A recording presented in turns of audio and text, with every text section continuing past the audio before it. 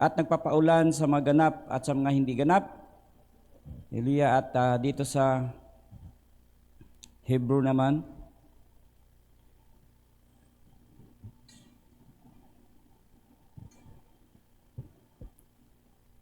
sa Hebrew 6, kaya nga sabi niya rito, kaya tayo tumigil na ng pagsasalita ng mga unang simulain ng aral ni Kristo at tayo magpatuloy sa kasakdalan na huwag nating ilagay na muli ang kinasaligan ng mga pagsisisi sa mga patay na gawa at ng mga panampalataya sa Diyos, ng aral na tungkol sa mga paglilinis, ng pagpapatong ng mga kamay at ng pagkabuhay na maguli at mga patay at ng paghuhukom sa walang hanggan. At ating gawing ito kung ipahintulot ng Diyos, sapagkat tungkol sa mga minsang naliwanagan at nakalasap ng kaloob ng kalangitan at mga nakabahagi ng Espiritu Santo at nakalasap ng mabuting salita ng Diyos at mga kapangyarihan ng panahong darating at saka nahiwalay sa Diyos ay di maaring baguhin silang muli sa pagsisisi. Yamang kanilang ipinapapakong muli sa ganang kanilang sarili ang anak ng Diyos at inilagay na muli siya sa hayag na kahiyan, sapagkat ang lupang humitit ng ulang madalas na lumalagpak sa kanya at tinutubuan ng mga damong pakinabangan ng mga yao na dahil sa kanila'y binukid at ay tumanggap ng pagpapalang mula sa Diyos. Datapuat kung namumunga ng mga tinik at dawag ay tatakwil at malapit sa sumpa at ang kanyang kahinatnan ay ang susunugin. Hallelujah. So tayo po ay dalangin. Hallelujah. Dakila at mapupalang Ama, muli Panginoon, kami po ay madalangin sa umagang ito Panginoon na muli ay ikaw ang siyang mangusap ugad sa aming kalagitnaan. Hallelujah. Ilagay mo ako muli Panginoon sa likuran. Nawa ikaw lang po ang siyang makita sa magitan ng iyong salita. Hallelujah. At maging pagpapala ito, Panginoon. Hallelujah. Sa bawat anak mo na may kikiniging umaga. Kaya Lord, maraming pong salamat Ama. Ang lahat ng ito ibinabalik namin sa dakilang pangalan. In Jesus' name, Amen. Hallelujah. So, gandang umaga muli. At yung topic natin ngayon ay isang message lang to ng ating beta. At mga karugtong ito doon sa ating napakinggan sa mga mensahe ng pastor. At ang pamagat naman nito ay pinamagatan ng prophet na ang mga pinahiran sa huling panahon na ito. Amen. Walang ibang makakatanggap, amen, ng pangako ng ating Panginoon, kundi yung mga kanyang tinalagalan na pinahiran. Hallelujah.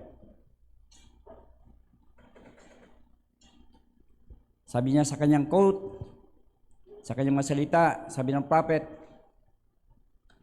ngayon ang isang tinik ay hindi mapipigilang maging isang tinik.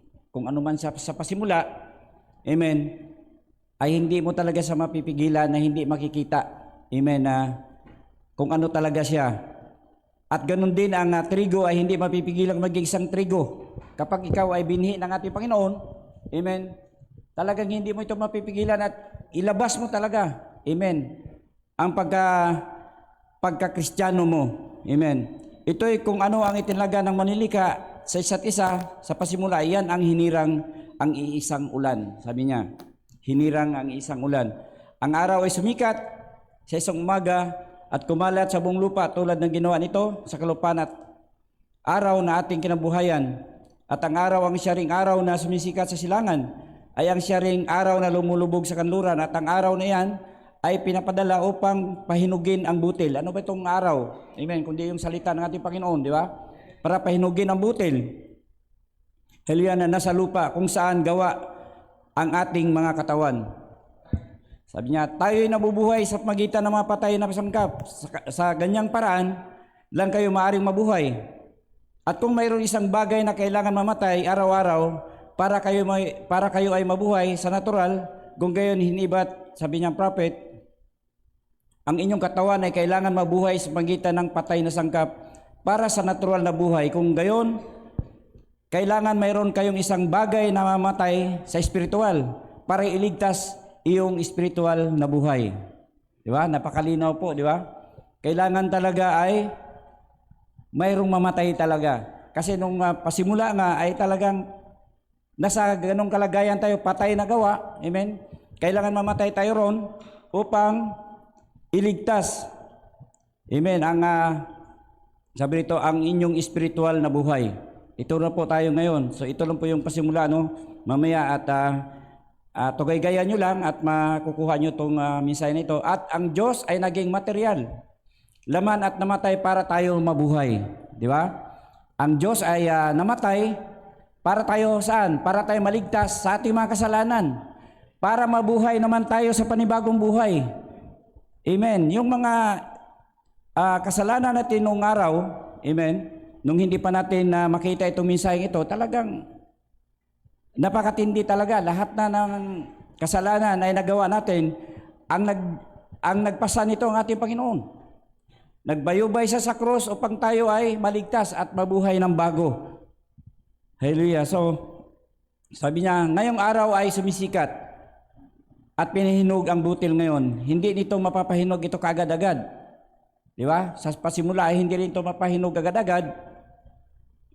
Habang ito'y nagpapatuloy, gumugulang ito'y papahinog ng papahinog hanggang sa ito'y maging ganap na uhay. Nalala ko yung pakitain ng prophet. Sabi niya, nung unang panahon ay ang mundo ay walang anyo talaga. Di ba? So, pagdating ng may pagkakataon na kung saan ay inikot ito natin Panginoon at doon siya, dahil walang ang anyo ito, plain, naghasik siya ngayon ng binhi. Alam naman natin kapag ang Diyos ay naghasik ng binhi, ito lang po ay mabubuting binhi ang kanyang ihasik. Wala po ritong masama. So dahil nga ang kaaway ay sadyang tuso, nung nasa likuran ito, sabi ng prophet sa kanyang pangitain, ay muli itong naghasik din. Amen. Itong sabi ng prophet, itong tao na nakasuot ng itim, na kung saan ay napakatuso, naghasik din siya. At nung masik ito ay sa pamagitan ng araw-ulan ay sumibol sila parehas. Di ba? Sumibol sila parehas at nagpuri sa Panginoon.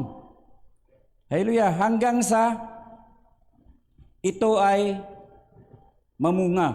Di ba? Ang trigo ay namunga ng mabuting bunga.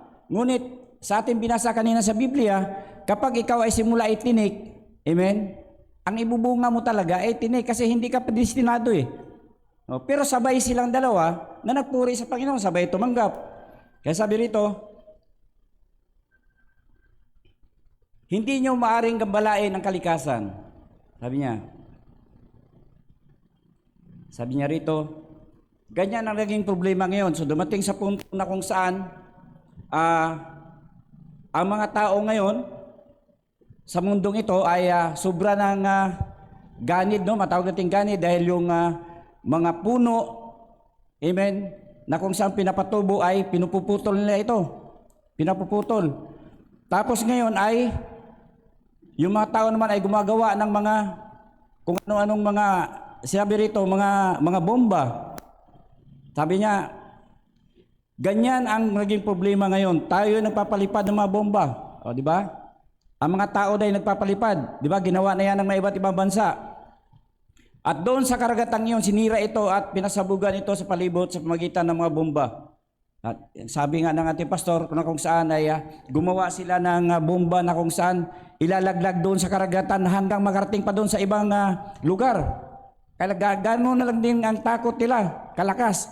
So, iyon lamang, winawasak ang mas marami sa lupang yan sa tuwin na hinuhulugang ito. Di ba? Kaya inyong pinuputol ang mga punong kahoy. Yan, kasama dyan. Kayong ginawa ng, sabi niya, babagyuhin kayo. Dahil pinuputol ang kahoy, babagyuhin kayo, ginagawa ng dam ang mga ilog. Ito'y apaw. Totoo po yan. Kasi wala na pong dadaluyan yung tubig. Halos makikita ngayon, di ba? Kaya pasalamat tayo dahil yung mga bagyo ngayon ay hindi talaga sentro sa atin, lumilihis lang. Pero subukan yung doon talaga dinaanan. Kawawa, yung bahay nila malayo sa ilog, inaabot ng Bahaya, naaanod, kaya nag-iyakan sila. Kung hindi sila, doon lang sila nakapagsabi na, Diyos ko po, di ba? Dahil sa mga pangyaring yon. Ngayon, nung hindi binabaha, natawag ba nila ang Diyos? Di ba? Hindi. Diyos ko, tulungan mo kami. Oh. Dahil sa ginawa ng tao, hindi sana sinira yung kalikasan, amen, ay hindi magaganap yung mga ganong bagay. Kailangan hanapin nyo, sabi rito, kailangan hanapin nyo ang paraan ng Diyos sa paggawa ng mga bagay at manatili rito.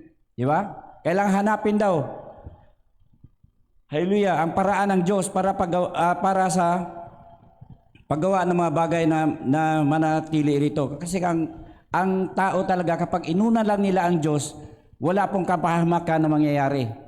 Dahil sa sobrang talino ng tao, sila na yung Diyos sa sarili nila. Di ba? Katulad ng ginawa ng ating Panginoon. Nangaral siya pero hindi siya nakikilala. Di ba? Kaya sabi niya, hindi nyo ba alam na ako'y kumakatok sa inyo pero hindi nyo ako pinagbuksan. Hindi nakilala ang ating Panginoon. Hallelujah. So sabi niya, ngayon kung ang tandang ito ay makilala lamang sa huling panahon, ito sabi niya, kung gayon ito dapat ay pagkatapos ng mabuksan ang 7 tatak, ito isang tanda ng kawakasan. Di ba? Kapag mabuksan daw ang 7 tatak, ito isang tanda ng kawakasan. Oh, anong panahon na ba tayo, di ba? Sa huling panahon na tayo, sa 7. Ito raw ay tanda ng kawakasan. Yun ay maging, kapag ang mga bagay na ito ay mangyari, ito ay sa huling panahon. Di ba? Wala na pong ibang panahon kundi itong huling panahon. Napakalapit na. At ito'y magiging isang tanda gayon para ang mga hinirang ay hindi malito, sabi niya, sa mga bagay nito. Sabi niya, pansinin, kapwa ang trigo at ang mga damo ay nabubuhay sa isang pahid mula sa langit. Kapwa sila nagagalak dito. Hallelujah, katulad ng sinabi ko kanina, ang ulan ay pinapaulan sa masama at sa mabuti. Di ba? Pares lang tumanggap. Pero makikilala mo talaga roon kung sino yung totoong binhi. Sabi niya, ngayon hindi nyo magagawa ito sa paraan na maunawaan. Kaya sinabi, may magsilitaw ng mga bulaang Kristo, bulaan ng mga pinahiniran ng tunay na bagay, ngunit magiging mga bulaang propeta, mga bulaang tagapagturo nito. Kaya nag-warning ang propeta na kung saan ay napakagaling din itong magturo. Di ba?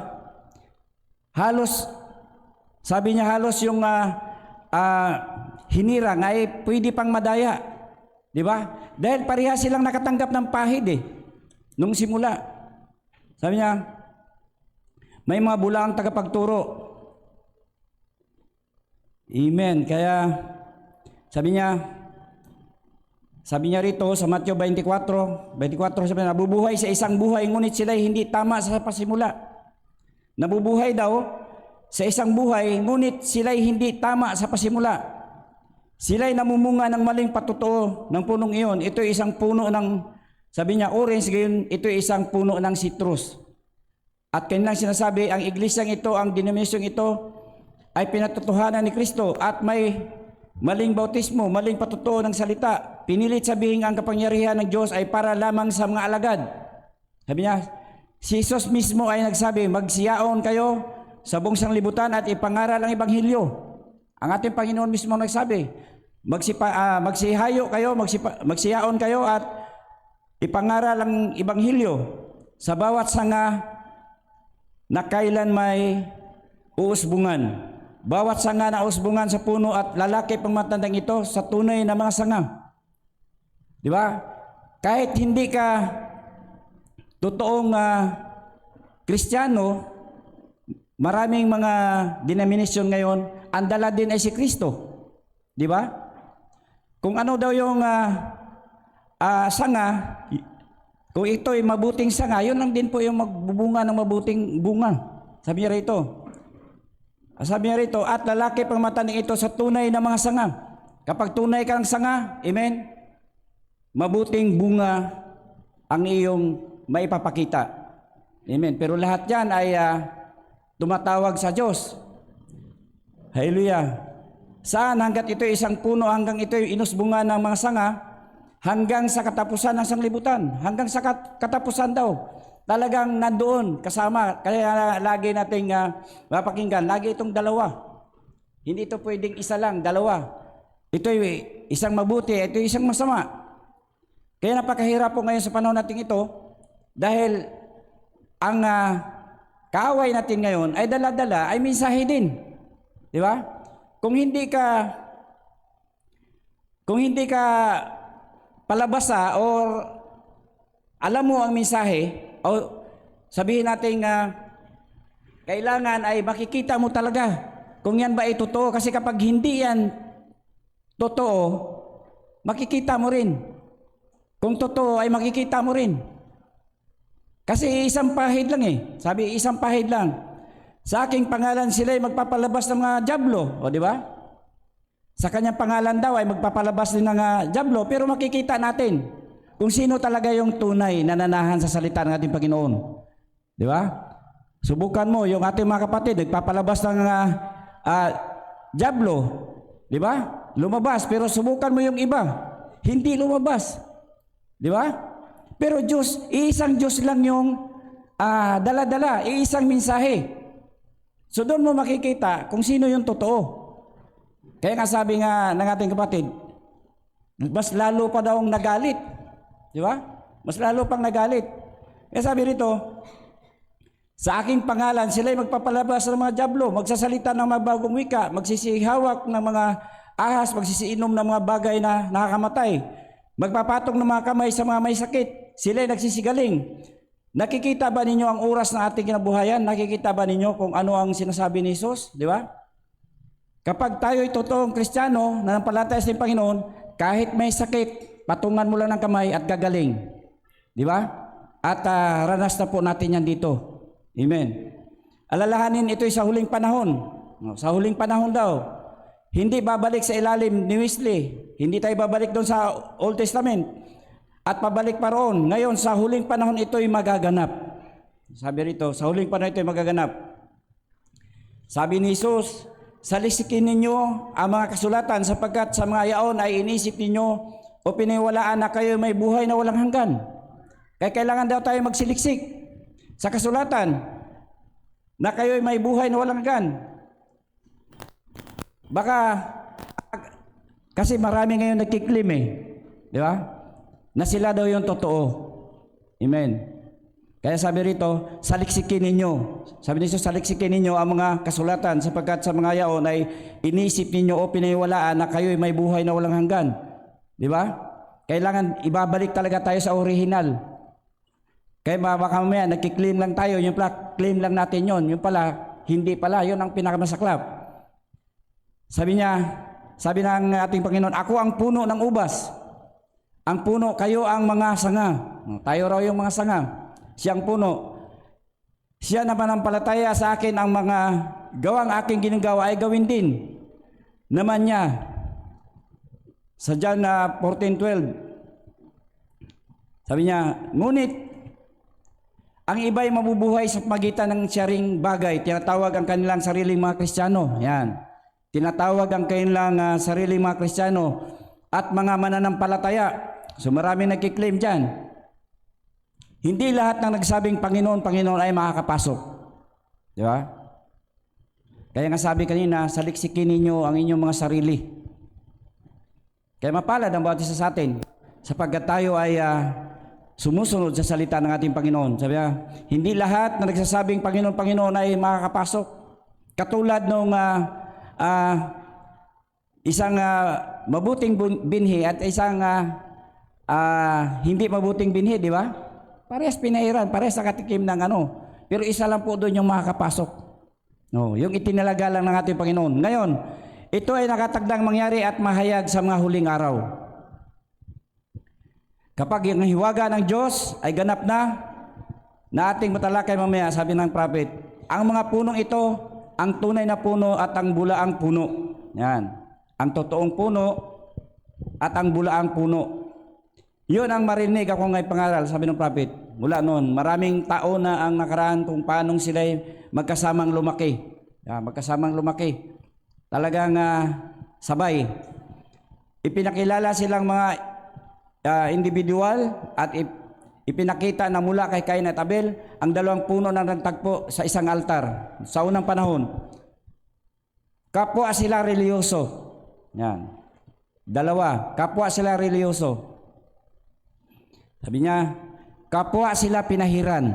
Kapwa din pinahiran. Kapwa sila naghahangad ng buhay at sumasamba sa isang Diyos. Yan. At ang isa ay tinanggihan at ang isa naman ay tinanggap. Di ba? Parehas lang tumawag sa Panginoon. Hallelujah. At ang tanging paraan na yaong isa na tinanggap ay maaring nakagawa ng anumang naiiba mula sa kanyang kapatid. Yan. Ito'y inihayag sa kanya sapagkat sinabi ng Biblia sa panampalataya. Sabi sa Hebrew 11, si Abel ay naghandog sa Diyos ng lalong mabuting hain kaysa kay Cain. Diba? Na pinatuhanan ng Diyos, siya ay matuwid. So ganun din tayo, mga Kristiyano, sa huling kapanahunan. Kapag tayo ay sumunod sa salita ng ating Panginoon, gumawa ng mabuti sa ating Panginoon, tatanggapin tayo ng ating Panginoon. Di ba? Di ba? Napakaganda ng message na ito eh. Kasi isang tinanggap at isa ay tinanggihan. Sino ba yung tinanggihan dito? Yung hindi gumawa sa kalooban ng ating Panginoon. Kahit sabi mong, ama ko, anong sabi ng ating Panginoon? Hindi ko kayo nakikilala. Pero tumatawag sila sa Diyos, di ba? Pero masaklap doon, sabi na pa, hindi ko kayo nakikilala, magsilayas kayo, mga lahing ulupong. Sabi rito, si Jesus ang nagsabi, ang espiritual na kapahayagan kung sino siya, ano baga ang sabi ng mga tao kung sino ang anak ng tao? Ha? Kayang sinabi, si Pedro ay nagsabi, ikaw ang Kristo, ang anak ng buhay na Diyos. Mapalad ka, Simon. Anak ni Jonas, laman at dugo ay hindi kailanman ito'y pinahayag sa iyo. Ang aking ama na nasa langit ay nagpahayag nito sa ibabaw ng batong ito. Aking itatayo ang aking iglesia. Diba? Mas mapala daw yung tao na kung saan naniniwala sa hindi nakikita. Kaysa taong gusto nilang maniwala muna na ito'y makita. Di ba? To see is to believe. Pero mas higit daw yung tao na naniniwala kahit hindi pa niya pa ito nakikita. Amen? Subukan ninyong sabihin nating malapit na ang rapture kapag nagdududa kayo. O, di ba? Hindi naman namin nakikita yan eh. Oh. Pero kung yung faith mo ay darating, ang pag-agaw, makakasama ka talaga na walang pagdududa. Kapag nagdududa ka na hindi darating, kasi sabi ng iba, wala na daw rapture eh. Oh, di ba? Sumasaklap. Ang aking ama na nasa langit ay nagpahayag nito sa ibabaw ng batong ito, aking itatayo ang aking iglesia. Di ba? Ang tunay na kapahayagan ng salita, ayan, ang tunay na puno muli. Si Abel na sa panampalataya. Ano ang panampalataya? Sabi rito, ano ang panampalataya? Ang panampalataya ay isang bagay na naipahayag sa iyo, sabi, na wala pa, ngunit iyong sinampalataya ang mangyari. Oh, di ba? Napakalinaw? Ngayon, kapag tayo ay may karamdaman, tayo ay ipanalangin, i-claim mo na magaling ka na. Di ba? Kahit hindi mo naramdaman na gagaling kaya ako, i-claim mo na gagaling ka. Di ba? Napakalinaw. At ano ang panampalataya? Ang panampalataya ay isang bagay na naipahayag sa iyo na wala pa, ngunit iyong sinampalatayang mangyari. Oh, gusto niyo na sasakyan? Manampalataya kayo. Huwag niyong pagdududahan. Darating yan. O, di ba? Ano mang bagay na hilingin natin, darating yan. Hallelujah. Ang panampalataya ay isang kapahayagan ng kalooban ng Diyos. Kaya sa magitan ng kapahayagan, sabi niya, mangyayari ang mga bagay na yan.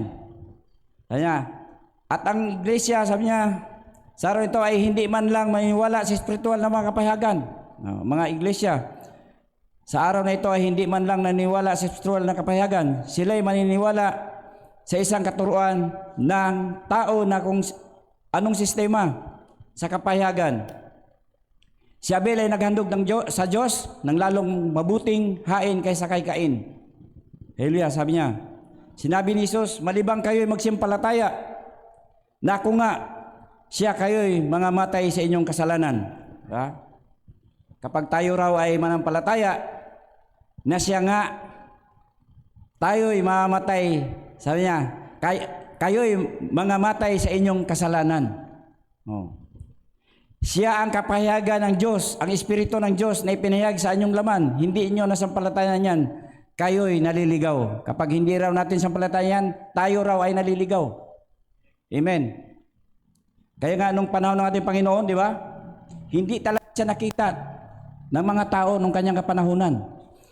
Imbis na siya yung walang kasalanan, siya pa yung naipako. Yung ang tunay na may kasalanan, siya pa yung pinakalan. So bulag sila talaga. Napakabulag ng tao. Kaya nga maraming taong nakakita sa panahon ngayon, pero bulag. Sa literal, di ba? Nakakita sila, pero pagdating ng salita ng ating Panginoon, hindi nila ito nakikita. Amen. Sabi niya, malibang kayo magsimpalataya na ako nga, siya kayo mga matay sa inyong mga kasalanan. Isang kapahayagan. Kaya naman hindi nila siya makikita. Walang taong makalapit sa akin malibang dalhin siya ng aking Ama. Di ba? At ang lahat ng ibinigay ng Ama sa akin na sa mga ugat ay lalapit sa akin. Sabi ba? Kaya imposible na kapag ikaw ay kabahagi, amen, ng katawan ni Kristo, hindi talaga pwedeng hindi ka lalapit. Part ka eh. Subukan mong parte ka ng katawan na ito, mawalay ka, manghihina ka talaga. Manghihina at manghihina ka. Sapagkat nandoon yung kabahagi mo, lumayo ka. Subukan mo yung tao na kung saan ay malayo sa tubig. Di ba? Grabe yung pagkauhaw niya na. Di ba? Gusto niyang makainom, maibsan yung kanyang kauhaw. Ito yung mensahe. Di ba? Hallelujah. Kaya ang tunay na puno at ang bulang puno ay kapwa may parehong pahid. Na nasabi, may parehong pahid. Ang tubig ay bumubuhos sa kanila kapwa. Kapwa dinaluyan ng tubig. Kaya pala sabi niya, kanyang binalaan tayo, iligaw nito ang mga hinirang kung maaari. Yan. Kaya parehas na parehas eh. Kapwa pinahiran, di ba? Yung tunay na puno at bulang puno, kapwa may parehong pahid. Ang tubig ay bumubuhos sa kanila kapwa. Sabi niya, pansinin sila'y mukhang magkapareho. Mukhang magkapareho. Ngunit pansinin, sa kanilang bunga, paano nyo malalaman ito? Diba? Parehas. Pero tingnan daw natin yung mga bunga. Kung ito ba'y mabuting bunga o hindi mabuting bunga. Hallelujah. So, at kung isang, sabi niya, ang isang iglesia ay nagsabing kanilang sampalatayan si Jesus Kristo, ang siya rin kahapon, ngayon at magpakailanman. Ang tinanggihan, ang kanyang kapangyarihan, tinanggihan ang kanyang mga gawa, tinanggihan ang kanyang salita. Kung ang iglesia na nampalataya kay Hesus Kristo, sabi niya, ay gagawa ng mga gawa ni Hesus Kristo, tataglayin nito ang buhay ni Hesus Kristo. Amen? At kung ito ay hindi, kahit pa ang buhay ay bumubuhos dito, kung hindi ito naitalaga mula sa mga ugat, ito ay mamumunga ng suha lagi o isang bagay na naiiba. Di ba? Kaya lilitaw ka talaga rito kung anong klaseng pagkabinhi ka. Hallelujah. Ngunit kung ito'y ang itinalagang buhay sa mga ugat, ibubunga nito si Hesus Kristo, ang siya rin kahapon, ngayon at magpakailanman. Hallelujah. Kung ito'y ang salita na nagmula sa ugat, na siya ang ugat ang pasimula ng panahon. Sabi niya, ngunit ito'y kung ano ang kanilang binubunga ang nagsasabi sa inyo ng kaibahan. Kahit na alam mo ang mensahe, isang Hesus, isang propeta, pero makikilala mo talaga siya kung anong klaseng mga bunga sila. Diba? Sabi niya, sa kanilang bunga, sabi niya, ang inyong makilala sila. Ang tao ay hindi nangunguha ng ubas sa dawagan. Kahit pa ang dawag ay nasa mismong puno ng ubas. Yan, mababasa niyo dyan. Yan ay maaring maging posible. Sabi niya. Ngunit ang bunga ang nagsabi nito. Di ba? Kasama mo lagi. Ngunit ang bunga daw magsabi dito, kung yan ba'y totoo talaga. Sabi rito, ang tao ay hindi nangunguha ng ubas sa dawagan. Di ba? Kahit pa ang dawag ay nasa mismong puno ng ubas. Kasama.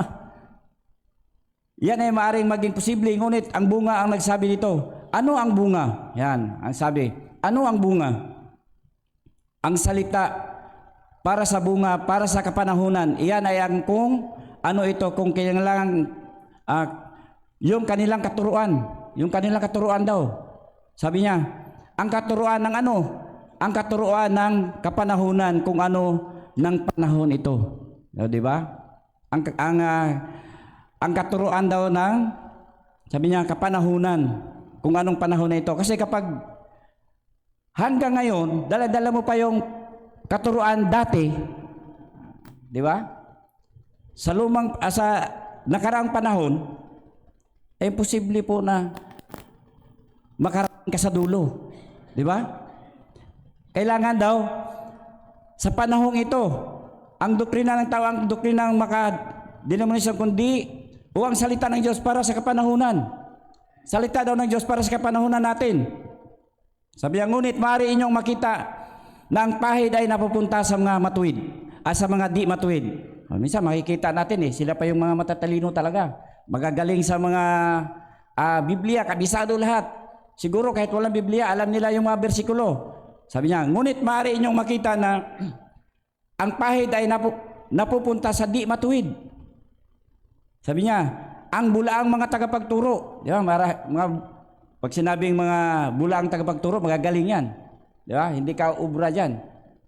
Sabi niya, pero bulaan yan. Sabi niya, at nagiging dahilan para kanilang gawing eksakto kung ano ang sinasabi ng Diyos sa kanila na huwag gawin, ngunit gagawin nila ito. Okay? Ganon pa man, sabi niya, hindi nila mapipigilan ito paano ang isang dawag ay magiging iba pa kundi isang dawag. Kapag dawag ka talaga pasimula, hanggang sa wakas, dawag ka talaga kahit gaano mo kagaling. Kung talagang predestinado kang dawag ka talaga. Kahit gaano ka pa kainam, sabi niya, kahit gaano pa kainam na ulan ang iusik dito, ito ngay kailangan maging isang dawag. Di ba? Kahit gaano pa kaganda yung ipangaral mo, di ba?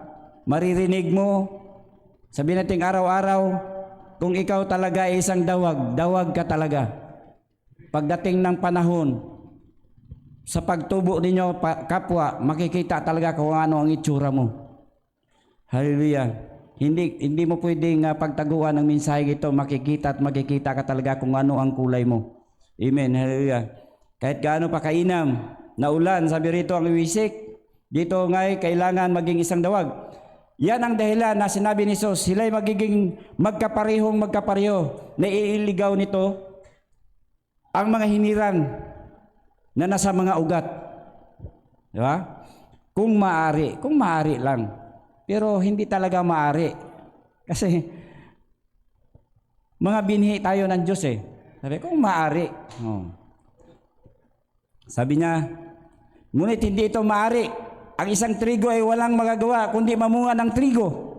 Di ba? May trigo bang namumunga ng kapaitan? Di ba? Wala.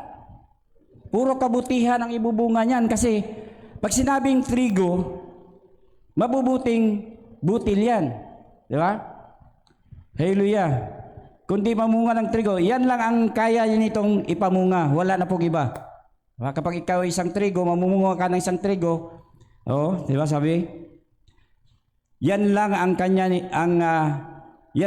kaya nitong ipamunga. Wala na pong iba. Walang papaitan yan. Pansinin, tandaan, ang Diyos ay hindi author ng organisasyon. Ayan. Ang diablo ang author ng organisasyon. Ang diablo daw. So kapag mayroong mga ganong bagay, alam na natin. Sinong author niyan? Walang iba kundi ang diablo. Hallelujah. Sabi niya, tayo'y nasabihan na. Sabi niya rito, ngayon, tayo'y nasabihan na. Lahat ng mga bagay ng unang ay nangyari para sa maging mga halimbawa. Kaya ito, para sa ating ikakatuto. Yan, di ba? Para daw sa ating ikakatuto. Mga pansala, mga pagpapaalala na lahat ng mga bagay ng una sa lumang tipan ay nangyari naging anino. Sa lumang tipan ay naging anino lang sila. Upang makita kung ano ang mangyari sa bagong tipan sa ating araw. Upang makita daw. Amen? Sabi niya rito, upang makita kung ano ang mangyari sa bagong tipan sa ating araw. Di ba? Kasi kung hindi man naman pwedeng ang mensahe noong panahon ng Moises, dalhin natin sa panahon natin dito. Di ba? Hindi po pwede. Kasi mayroon tayong mensahe sa kapanahonan ito. Hallelujah. Katulad lamang na kung hindi pa ninyo nakita ang inyong kamay. Sabi rito, at kayo tumingala at inyong makita ang isang anino sa dingding, tulad ng aking kamay. Sabi ng prophet, mula sa ilaw. Kung ito may 5 daliri rito, sabi niya, kapag sa negatibo at inyong ilalapit ang inyong mga kamay bilang mga positibo, patungo sa negatibo, ito ngay dapat maging 5 mga daliri. Di ba? Katulad ng sinabi ng Biblia sa atin, sabi rito sa lumang tipan, bilang isang anino, tipo ng mga bagong bagay o ng mga bagay na darating. Hindi yaong mismong mga bagay na naroon, kundi isa'y anino, isang tipo ng mga bagay na darating. Hallelujah. So makikita natin na kung saan ang mga Kristiyano sa panahong ito ay walang ibang gagawin niyan kundi ipamunga lang. Amen. Ang mabubuting gawa na ipinagbagawa ng Panginoon sa atin. Kaya ang ating pamagat, ang mga pinahiran sa huling panahon. So mapalad ang bawat isa. Amen. Sapagkat tayo ang nakatanggap, amen, na tunay na pahid na mula sa ating Panginoon. Hindi tayo nagiging tinik. Hallelujah. Mapalad tayo sapagkat bilang mga Kristiyano, hallelujah, ay isa tayo sa agawin pagdating ng panahon. Kaya nga, napaka-exciting, no? Kung magkatotoo yan, 2030. So, 2026 ngayon. So, 4 years pa. Kaya enjoy nyo na yung buhay nyo sa paglilingkod sa ating Panginoon. Di ba? Wala na pong panahon na darating pa. Amen. Kundi ang ating inaantay ngayon, ang dakilang pag-agaw na tayo ay kasama sa darating na yan. Di ba? Mamroblema pa ba kayo?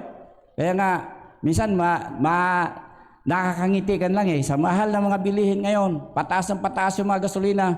Alam nga naman problema tayo, yan na talaga yan, nakatadhana na yan. Di ba?